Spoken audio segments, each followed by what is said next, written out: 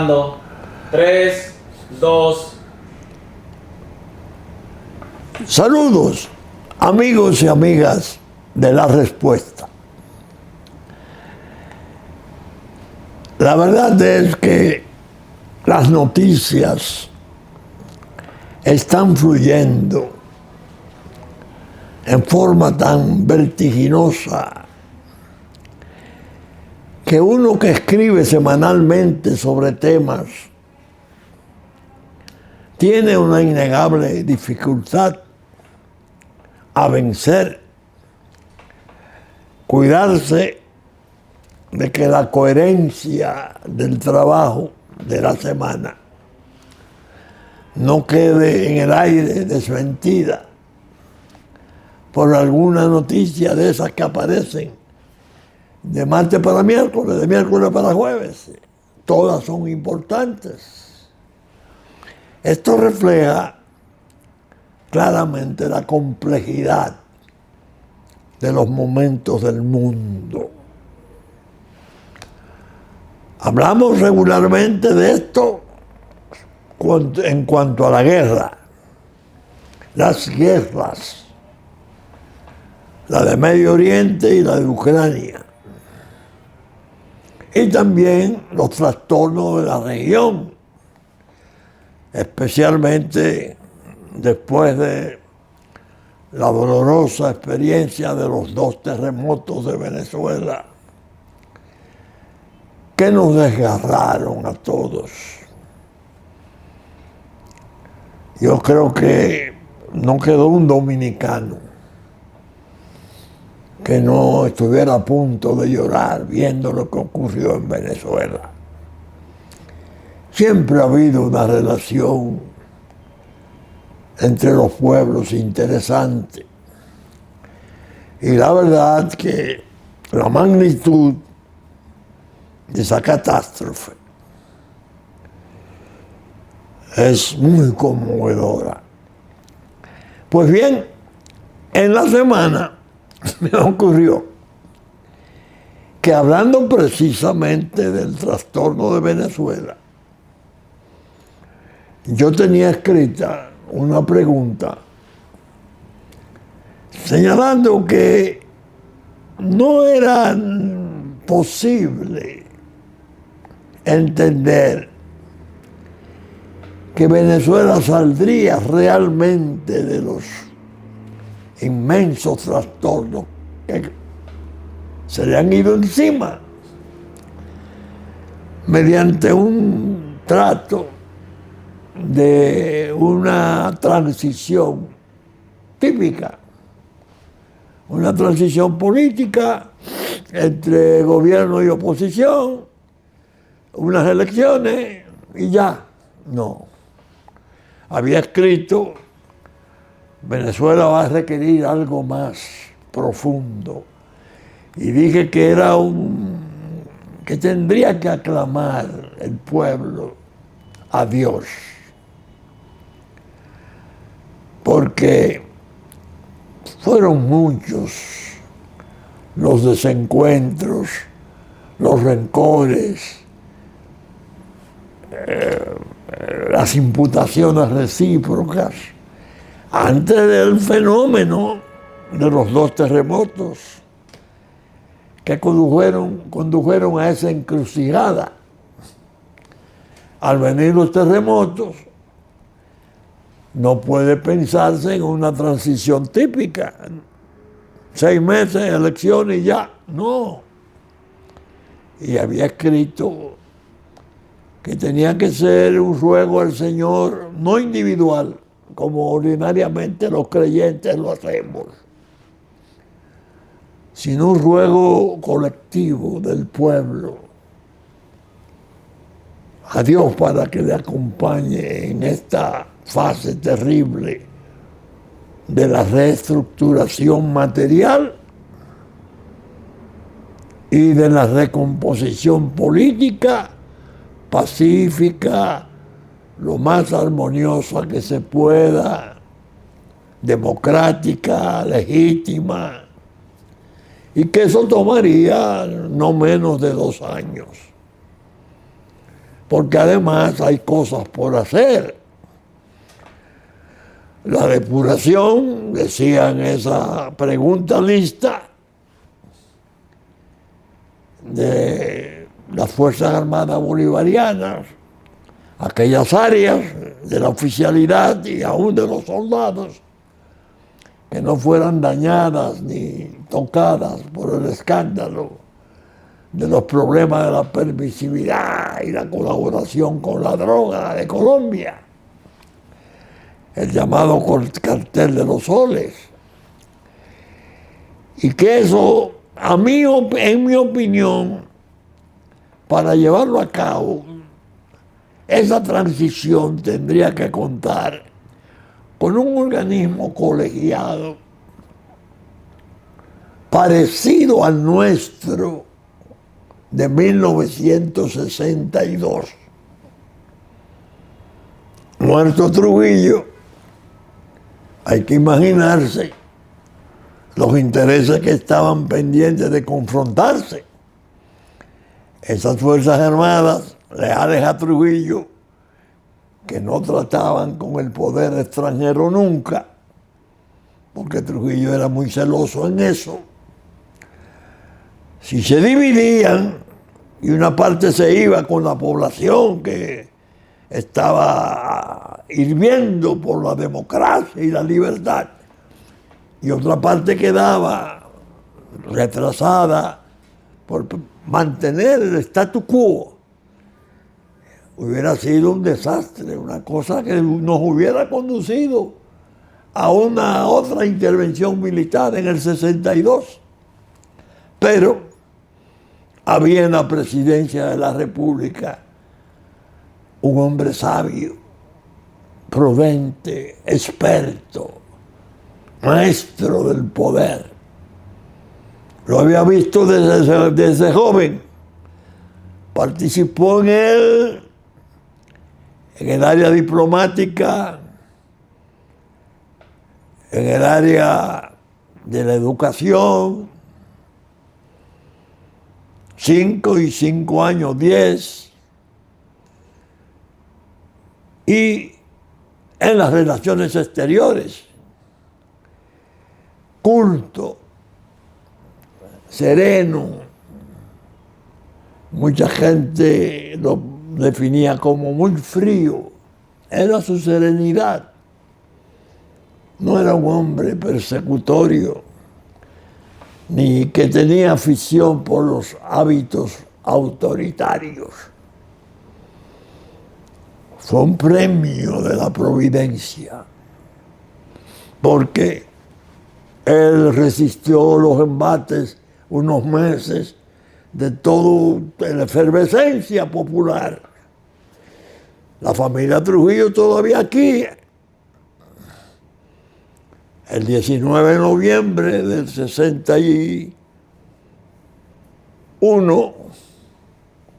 meses después de la muerte de Trujillo, se levantó la base militar de Santiago, aérea, la Fuerza Aérea, en coordinación con la Fuerza Aérea Central de San Isidro, forzaron la salida de la familia Trujillo y le dieron apoyo a Balaguer. Eso ya lo he contado muchas veces y no lo voy a repetir hoy. Venezuela, en cambio, ha tenido experiencia de transición. Tuvo una. La muerte de Juan Vicente Gómez en el 35. Había un hombre también providencial, Eleazar López Contreras, oficial, militar, autodidacta, que terminó siendo anciano, erudito y culto y respetado. Y había bajado del Táchira con Cipriano Castro y Juan Vicente Gómez, siendo él un adolescente. Y recorrió a pie a Venezuela peleando junto a esos dos tremendos peleadores en las guerras de entonces. Terminó haciéndose dictador en un momento de ausencia de Cipriano Castro, por razones de salud en el extranjero, lo dejó allá y gobernó desde el 8 hasta el 35. Entonces, ese Eleazar López Contreras era clave para poder ver cómo se producía la transición. Se formó una junta, era militar, dieron elecciones, salió electo el coronel Medina Anguerita, un oficial que fue reputado como muy liberal y demócrata, fue derrocado. Bueno, eso ya es historia. El presente, todo esto que se produce antes de los terremotos, las dos Venezuelas, las que yo tanto trato con pesar que no renuevo en ningún caso.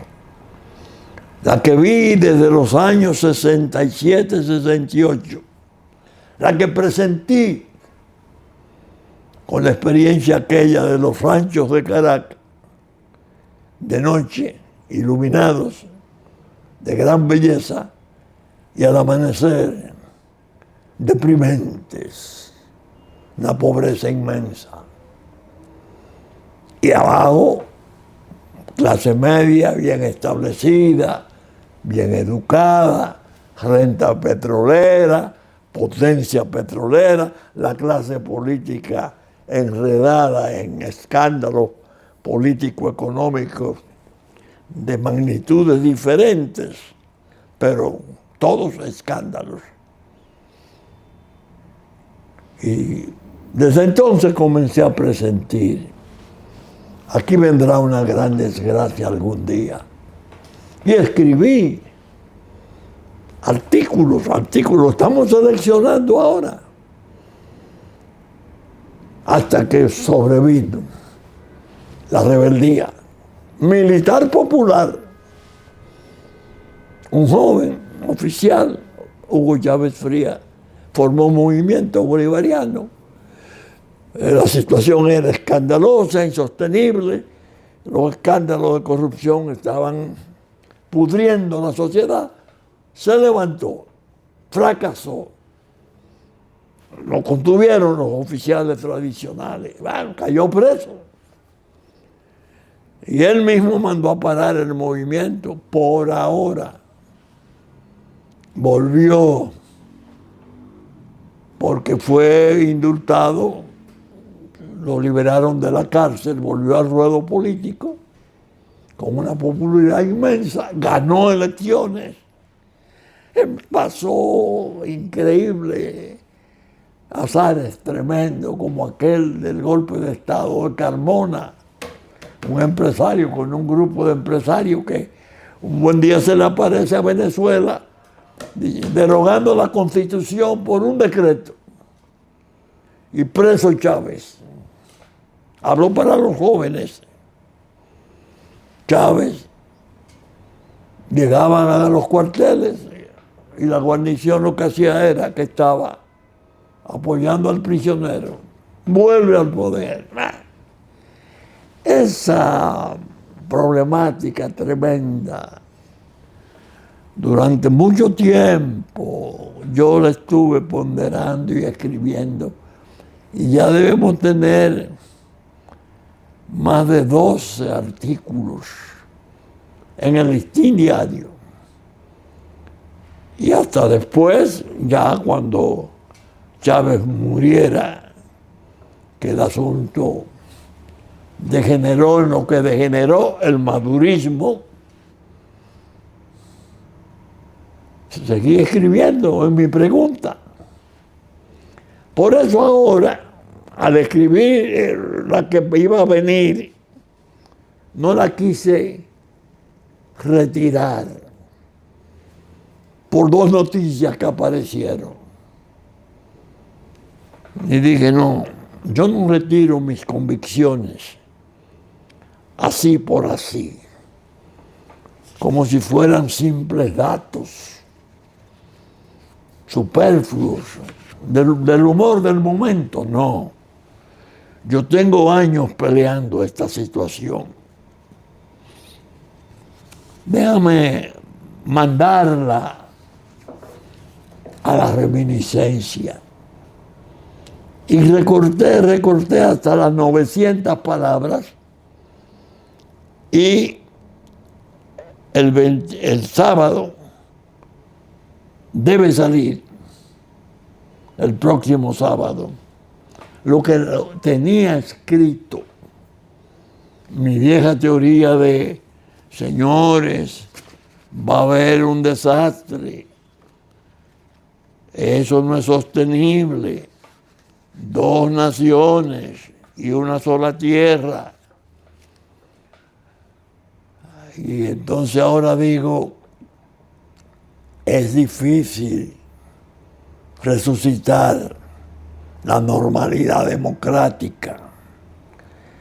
Primero, los recursos inmensos, 37.000 millones de dólares, se considera que vendrán y generará la propia Venezuela con sus recursos que los tiene para la reconstrucción material.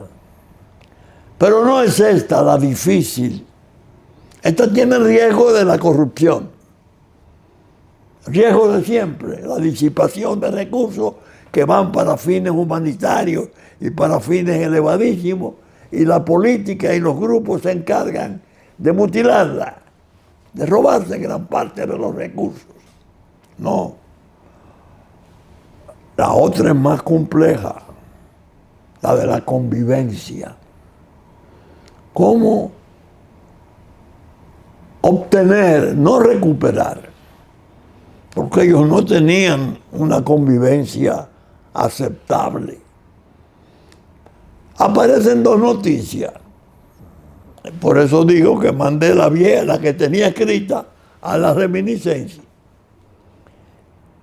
Y la de este miércoles se refiere a las 2 noticias. Aquí están. Son delicadas, pero había que tratarlas. Porque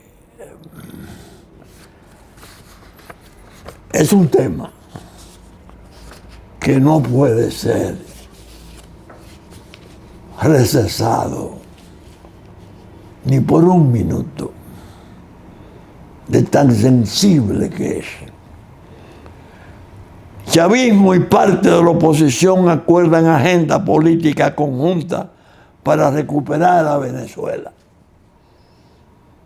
El colombiano. La hoja de ruta fue anunciada el 14 de julio mediante comunicados de ambas partes y contempla acciones orientadas al fortalecimiento institucional, reformas al sistema electoral y la reconstrucción del país tras los terremotos del 24 de junio. María Camila Salas Valencia escribe: la Asamblea Nacional electa en 2015 y el Parlamento venezolano, controlado por el chavismo, informaron este martes, 14 de julio, el inicio de una agenda de trabajo conjunta que comenzará el próximo 1 de agosto como parte de un proceso de diálogo orientado al fortalecimiento de las instituciones, el sistema electoral y la recuperación del país tras los terremotos registrados el pasado 24 de junio. Observen que lo que va de la reminiscencia que estaba escrito no contempla eso. Contempla como algo muy difícil el peligro de la reconstrucción y los recursos y la corrupción en acecho. No creo que un acuerdo político como este que se propone se llegue a materializar. Son muchos los rencores, son muchas las divisiones, son muchas las acritudes que tienen entre los venezolanos todavía. Se dio una amnistía. Dictaron una amnistía y solo la cumplieron en parte. Y dejaban presos políticos clave y los mandaban a cárceles desconocidas. Eso es peligroso. Y esto está firmado por Jorge Rodríguez, hermano de Delcy Rodríguez, que es presidente de la Asamblea Nacional. Y por una señora interesantísima, que es la señora Figuera, que era la presidenta la presidenta del 2015 de la Asamblea Nacional electa. La señora Figuera fue la señora que escogió el presidente Trump para mediar junto con esto que sale. Jorge Rodríguez, hermano de Delcy, van a discutir. Y yo digo, será insuficiente, pero debo respetarlo. Es un esfuerzo venezolano. Sin embargo, no me privo de mi opinión. Va al fracaso. No tengo como una experiencia amarga. Pasé meses escribiendo y hablando. María Corina Machado y Delcy Rodríguez, dos mujeres que la vida le ha ofrecido la gloria servida. Que se abracen, que se hagan amigas, que borren los rencores y dirijan la transición. Pasé meses en eso, no se pudo, por lo que explico. La señora Figuera parece que tenía esa calidad desde el 2015 y parece que es menos controversial y menos traumática que María Corina, que es una líder popular de gran importancia, Premio Nobel de la Paz. Pues bien, esa es una noticia que la puse en mi pregunta que viene el miércoles, porque no quería dejarla de ponderar. Ojalá fuera factible. Pero Venezuela tiene una experiencia penosa en eso de pacto. El acuerdo, el pacto aquel de punto fijo, que se creyó que iba a ser la solución entre los políticos venezolanos para siempre, y el Partido Acción Democrática y el Partido Social Cristiano. Bueno, gobernaron lustros, muchos de ellos, algunos ilustres, Rafael Caldera, Rómulo Betancourt, y terminó en un desastre que yo he contado, porque el problema es que me tengo que citar porque soy un testigo. Me tengo que citar no porque hice nada, y no porque doy testimonio de lo que hice para poder explicar lo que siento hoy y que se entienda que no estoy improvisando, sino que es algo que viene en mi pensamiento y en mis presentimientos desde hace mucho tiempo. Esta noticia, ojalá, sinceramente lo digo, estar equivocado y que logre Venezuela por ese medio de reestructurarse, de resucitar. Lo dudo. Lo que propongo en la reminiscencia que viene es lo otro. El grupo, una personalidad importante que las tiene Venezuela, neutral, un representante del chavismo moderado, un representante de la oposición moderado o moderada, y dos oficiales, preferiblemente jóvenes de la fuerza bolivariana, y a un retirado si tiene reputación y respeto, que hay algunos que sí lo tienen, que puedan cumplir con el proyecto que digo de 2 años para controlar los odios, para ayudar a la reflexión colectiva del pueblo de Venezuela, que tantas cosas tiene que hacer y no se pueden hacer a espaldas de Dios, en medio del desorden político, del hartazgo, de la corrupción y esas bajezas del quehacer político envilecido. La otra noticia que aparece, oh Dios mío, guerra con Irán.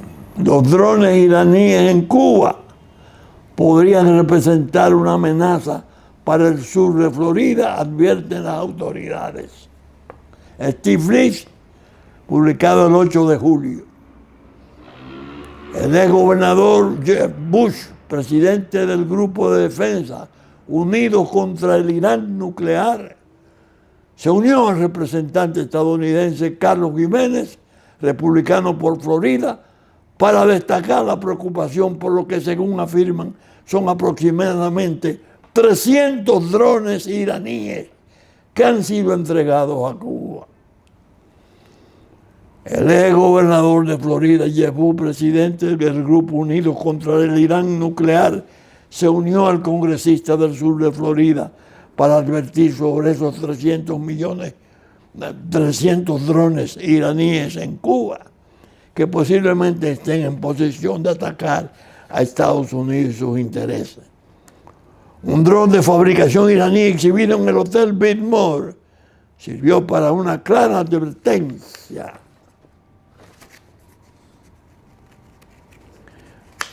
Oigan cómo es.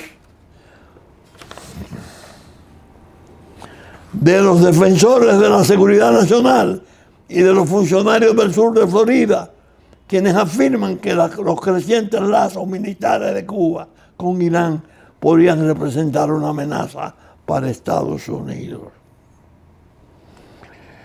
Los drones han causado más bajas en el ejército estadounidense que cualquier otro arma existente en los últimos 15 años, dijeron los denunciantes. Yo escribo en la respuesta, en la reminiscencia, en la que estaba escrita, Mar-a-Lagos no está lejos de Cuba. Si acaso se produce algo que pueda alcanzar a Mar-a-Lagos, con la lista de muertes a producir, 15 en total, por Irán, habría preocupaciones graves, porque el presidente tiene a Mar-a-Lago como su lugar de descanso. Y podría darse la fatalidad de un ataque a su residencia mientras duerme o juega golf, algo de eso. Y eso va a ser muy peligroso, porque eso va a cambiar los términos que se han venido manejando de una Cuba que se abre al mundo, como dijera Juan Pablo II, y un mundo que se abre a Cuba y puede conducir a un ataque militar. Y esto a una guerra que desde luego se sabe quién es el vencedor, porque la potencia de Estados Unidos no la puede combatir las Fuerzas Armadas cubanas, independientemente del desaliento inmenso que hay en la población, que ya la revolución va perdiendo sentido. Es decir, fíjense cómo esas dos noticias transforman en 3 días, 4 días el panorama. Yo pienso muchas veces, Dios mío, escribiendo esta columna de la pregunta cada semana, me expongo a que me quede rezagado en un momento. Pero yo tengo el problema de la edad. Entonces aparece un Trump de esos majaderos que existen y dice, este viejo está pasado, este viejo se quedado, mira lo que publica, mira lo que salió. Entonces hay que estar pastoreando las informaciones, todas vinculadas a los problemas graves. Pero hubo un hecho, Dios mío, que incluso yo lo llevé a la pregunta, muy significativo. El senador Lindsey murió repentinamente. Había regresado de Ucrania el día anterior. Este senador, relativamente joven, 71 años, lo puedo decir yo con mucha propiedad, por razones obvias,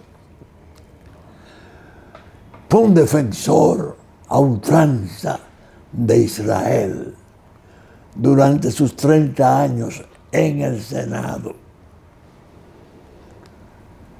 Su muerte despertó en Israel un sentimiento nacional de dolor que lo expresó muy conmovido su primer ministro, Netanyahu. Esto es una pérdida dolorosa para Israel, la muerte de el senador Lindsey Graham. Cuando eso se produjo, yo escribí, y la publiqué. Dios mío, esto puede ser fatal, porque ese viaje de Ucrania el día anterior puede pasar a ser objeto de debate. Entonces digo en mi pregunta, 80 millones de norteamericanos dirían, sí, lo mataron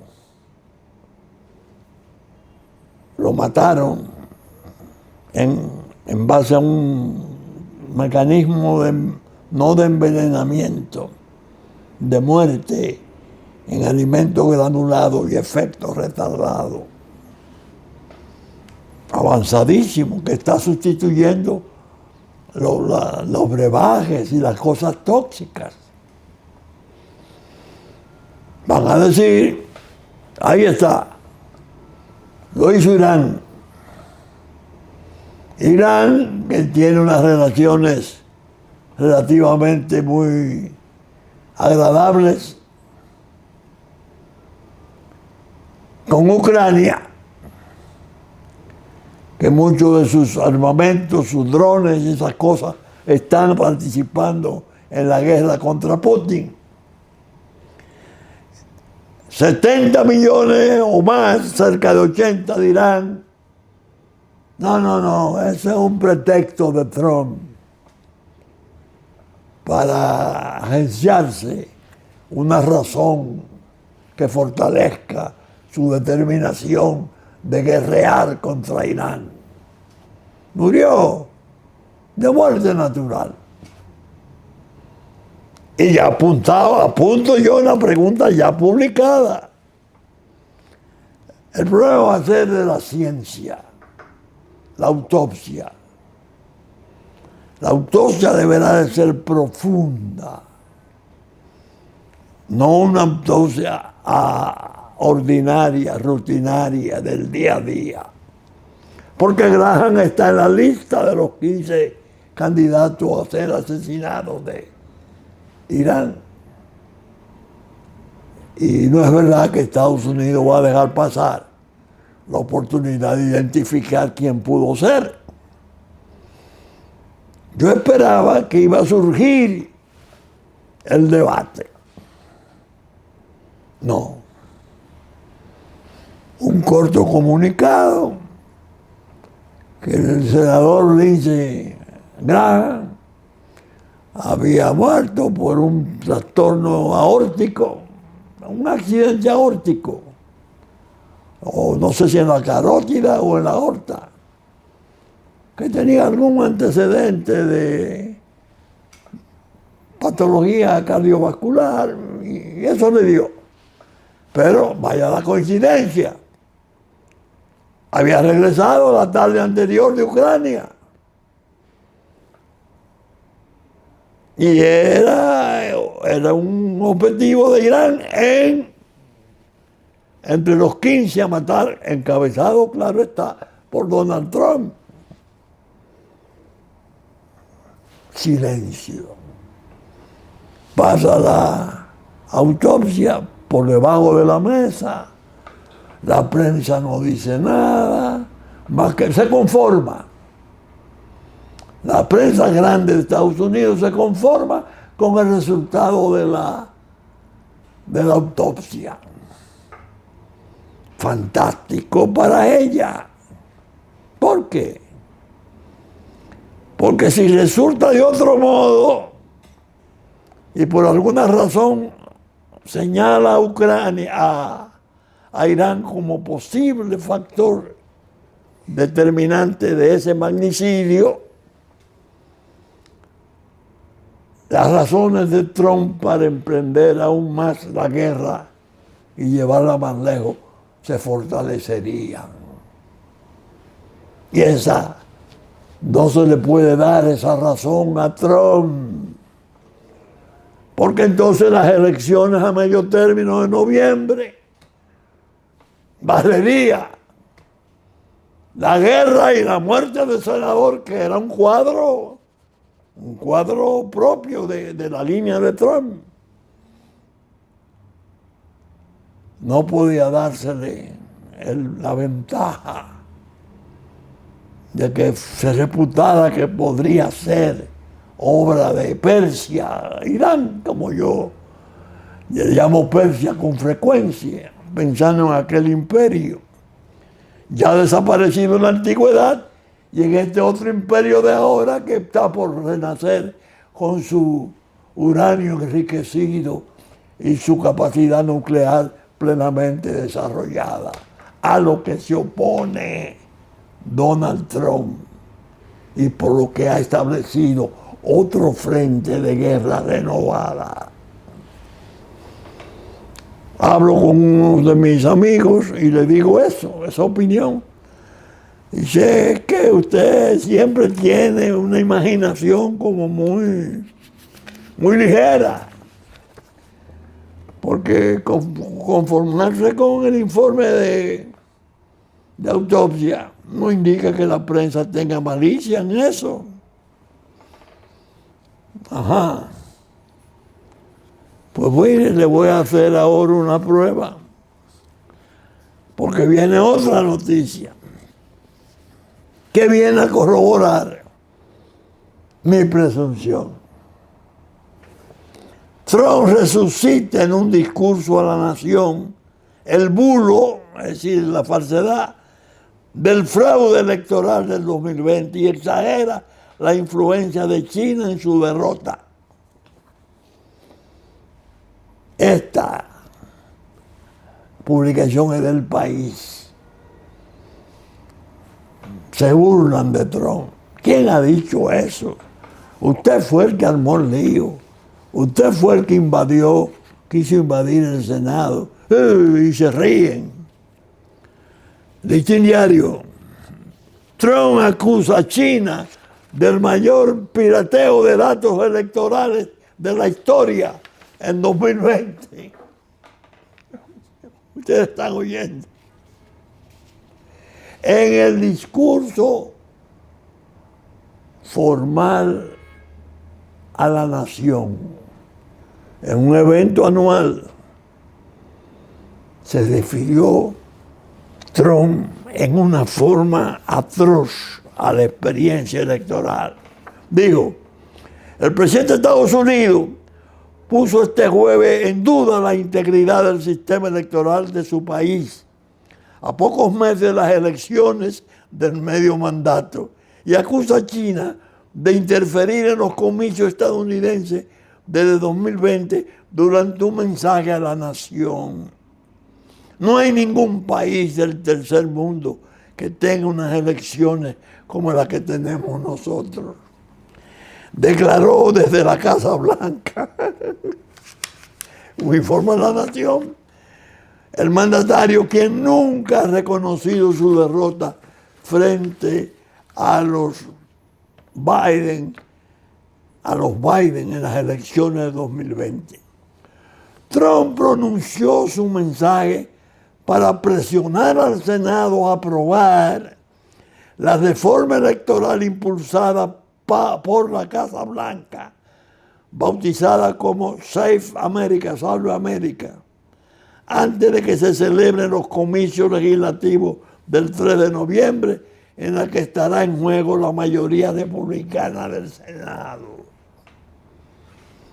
Le dolió a la prensa grande de Estados Unidos, al grado, óigame, esto es para no creerlo, le dolió tanto que lo anunciaron antes que eso vendría.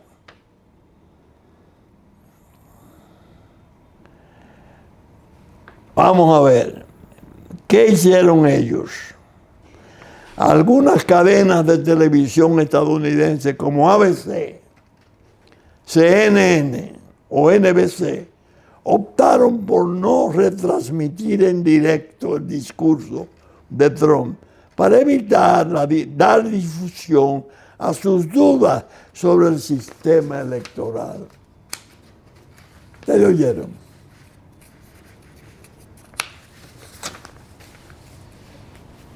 No le dieron difusión a ese discurso porque trataba el tema. Entonces el tema consiste en que Trump quiere que el votante norteamericano no sea cualquiera, indefinido y desconocido, sino una persona que va y muestra su identidad. Si yo soy fulano de tal, norteamericano, tengo derecho a votar. Está discutiéndose en el Senado el proyecto de ley Salve América. Ellos le temen. ¿Por qué? Porque precisamente en el 20 votaron los más necesitados, las minorías, y se produjeron horrores. El peor fue el de Filadelfia, que Trump tenía 800,000 votos de ventaja a las 9 de la noche, al día siguiente apareció en desventaja por 1,000,000 de votos. Y se habló de votos impresos, el voto de correo, un desastre. Que por cierto,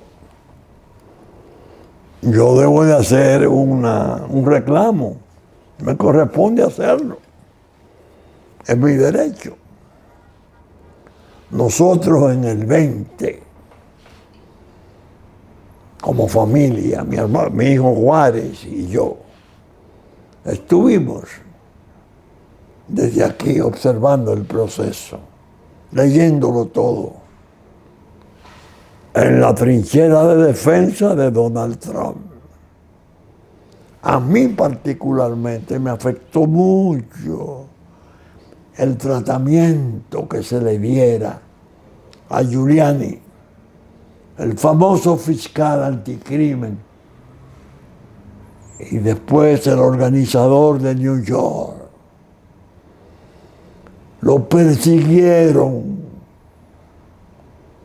lo quebraron, lo enfermaron. No sé si ha muerto ya, porque cometió el pecado capital de defender a Donald Trump y de presentar tesis tremendas sobre la culpabilidad. Estamos de los demócratas en los desórdenes electorales. Es decir, cuando ahora nosotros hablamos de Trump, que está en el poder, haciendo cuanto está haciendo, algunos podrían pensar, esas son adulaciones. No, no hay adulación. Sobre todo de gente que cuando estaba en baja, en gran desgracia, siendo condenado por un jurado bandiresco, culpable de muchísimos cargos y salvado por la Suprema Corte de Justicia, nosotros estábamos a su lado, defendiéndole. Tenemos el derecho ahora, que él está en el poder, de seguir apoyando las cosas que ha venido haciendo, especialmente en el orden mundial. La importancia de él, nadie puede ponerla en duda. Que es no de él, la importancia que él le ha podido dar a Estados Unidos, recuperándolo del respeto, de su condición de superpotencia de siempre. Y se siente Estados Unidos ahora. Hormuz es la prueba mayor. ¿Quién sale a defender el control del paso de Hormuz? Que Irán lo quiere y lo tiene y lo piensa retener y ser el amo y administrador de ese paso crucial por donde pasa el 25% de los buques petroleros del mundo. Europa se vio plumeada, daba pena. Cobarde. Donald Trump bloqueó. Ahí está ahora planteado Hormuz como una posible causa de endurecimiento de la guerra otra vez, que ya ha comenzado a producirse. Porque llegó un tiempo en que Trump dijo, no se puede tratar con los iraníes porque no cumplen nada de lo que prometen. Estoy decepcionado. El cese al fuego terminó. Vamos a combatir con ellos. Y ya le ha hecho ataques severos a puentes, a lugares que eligen, para que Irán entienda que Estados Unidos está al frente de la protección de Hormuz para el comercio del mundo.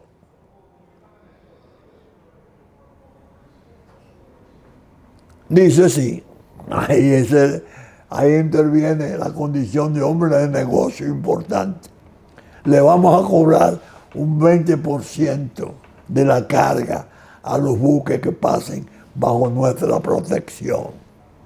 Es decir, no es que Estados Unidos va a incurrir en esos gastos inmensos sin tener alguna retribución. Óigame cómo es. De manera que mi última pregunta tiene como título el vendaval de las nuevas noticias y la coherencia necesaria al escribir sobre el tema mundial. Queriendo decir, señores, estamos en condiciones de que nos acostamos con una convicción sólida, clara, y al amanecer corremos el riesgo de levantarnos con 2 o 3 o más noticias que la dejan como una especie de falsedad. Le sacan sentido. Es decir, lo estamos exponiendo lo que escribimos, análisis sistemático como esto. Por eso la respuesta se siente animada, porque en su domingo, cada domingo, apoya la pregunta, apoya las reminiscencias, invita a ustedes, amigos, a leerla, porque hay orientación con una característica que es su única fortaleza, la buena fe. La única belleza que tiene la exposición de la respuesta es la buena fe con que se dicen las cosas. No hay daño, no hay interés de extraviar, ni de trampear, ni de ocultar. Tampoco, ya lo dejé hace tiempo, el ánimo ríspido de censurar y despreciar. No. Eso está lejos ya de mi ánimo. Pero siento la necesidad. Mi gente de la respuesta, yo tengo que hablar con ellos en forma coloquial, como lo hago, como si fuera una familia. Especialmente, debo decirlo y reconocerlo, muchos hermanos de nuestra diáspora, del extranjero, que escriben comentarios, se comunican, lo halagados que están, porque la respuesta siga ya sobre sus 44 años, que es mucho decir. Sería hora de jubilarla o de retirarla, porque ya tiene mucho tiempo. Sin embargo, mantiene un nivel interesante gracias a la atención de ustedes, hermanos dominicanos, de aquí y de afuera. Vamos a ver la idea de terminar este programa. Callamos, porque era necesario abrirle espacio a todo esto. Cuestiones nuestras, inmediatas, que debemos tratar. Prometemos hacer, si Dios quiere, en la próxima semana, algo más intenso sobre los problemas nuestros. Y yo lo anuncio hoy, domingo, después de haber cumplido ayer, sábado 18 de julio, 95 años. Es decir, ya tengo un día camino a los 96. Con la gracia de Dios espero estar con ustedes el próximo fin de semana en la entrega de un nuevo programa de La Respuesta. Saben ustedes que estamos saliendo por Supercanal, Canal 33 de Claro, a las 11 de la mañana de domingo. Teleimpacto a las 12 del mediodía y las 9 de la noche de domingo. Que asimismo estaremos en YouTube a partir de las 12 del mediodía de domingo. Repito, con la gracia de Dios, espero estar con ustedes en una nueva entrega de La Respuesta, su respuesta. Gracias y hasta entonces.